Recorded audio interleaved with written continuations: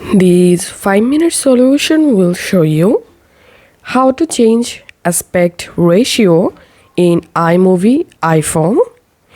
So as you can see right now, I imported a video in my iMovie, and now I want to change this video aspect ratio. Unfortunately, in iMovie app, here is no option to change aspect ratio. But you can select the video clip and then tap on this magnifying glass icon. And now you can pinch the video like this to zoom in or zoom out.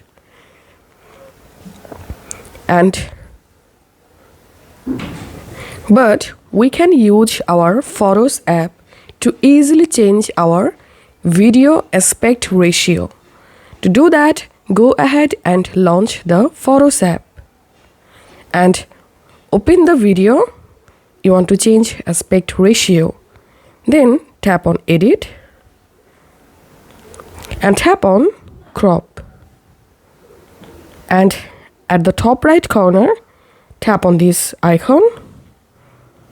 And here you will get bunch of different aspect ratio options.